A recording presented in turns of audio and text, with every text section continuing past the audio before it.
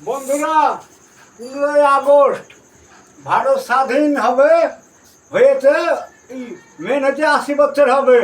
তাই লেগে আপনাদেরকে গোটা ভারতবর্ষের জনগণ বলছি, 140 কোটি লোককে বলছি, আপনার ঘরে ঘরে তিরঙ্গা লাগাবেন আর ভারত মাতার জয় দিবেন, জোরে জোরে জয় দিবেন। ভারত মাতার যত জয় দিবেন আমাদের শক্তিশালী ভারত মাতা যেন হয়।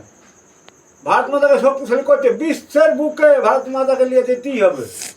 140 কোটি জনগণকে আমি হাত জোর করে বলছি, পতাকা লাগাবেন আর ভারত মাতার জয় দিবেন।